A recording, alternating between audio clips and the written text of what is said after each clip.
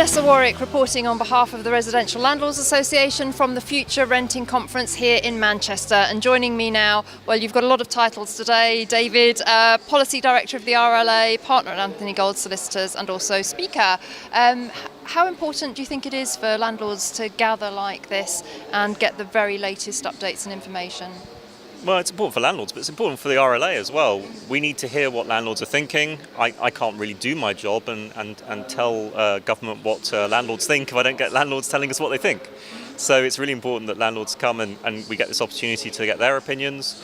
It's really useful for landlords, particularly this year when there's so much going on, for landlords to get at least an overview of all the different things that are going on, so they can then work out what things they need to turn their attention to.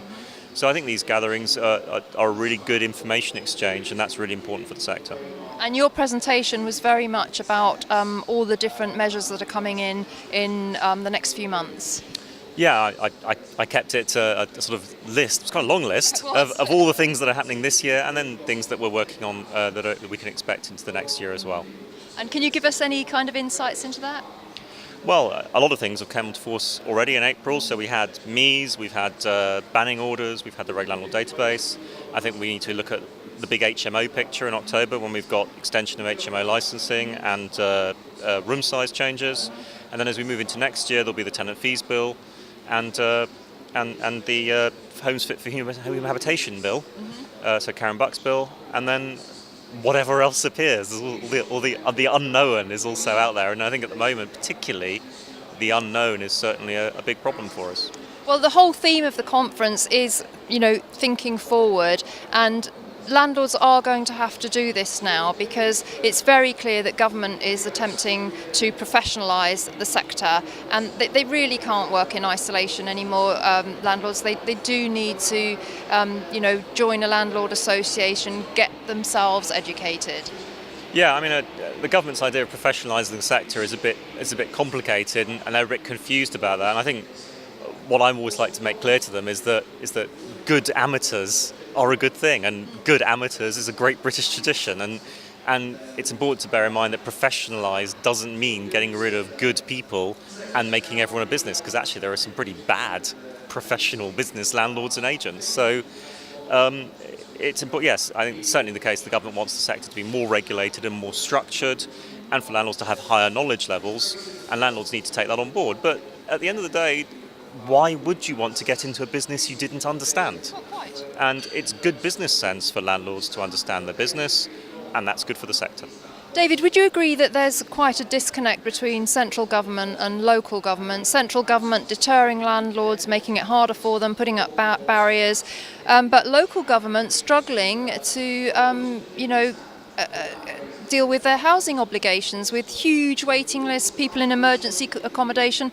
Is there a disconnect between the two?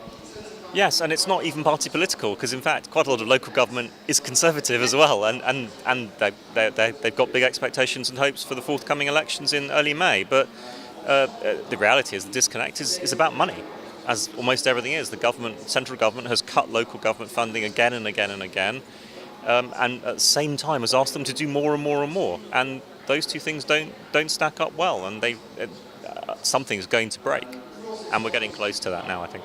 And just final question, what changes are you expecting to see in the sector in the coming years?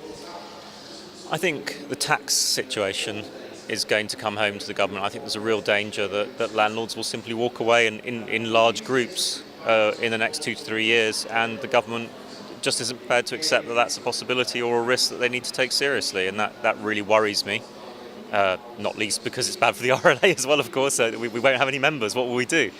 But that's a very concerning situation, and I think that's probably the biggest concerning situation, and the government needs to start thinking more strategically about things that lots of different departments are doing who don't appear to talk to each other. I was complaining to Treasury that they don't appear to talk at all to BEIS, to MHCLG, to all these other departments that are all doing stuff, to the Home Office.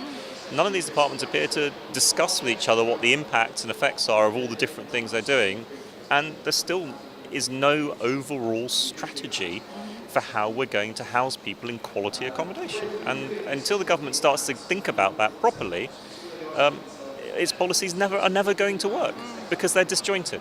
Yeah. And that's an important issue that needs to be grappled with. Indeed. Now you've got to head off now. You're going to Sky TV, are you? What are you doing there? They're having a big drive on universal credit today. Yes. Very much in the headlines today, isn't it? It is very much in the headlines today, and we've been pushing hard on universal credit. So we're going to go on and make some points. The government's made a lot of strides on universal credit. We're really pleased that the government's started to listen on universal credit, but we do want a bit more. And of course, we'd like to see that listening on universal credit replicated to other areas, like taxation.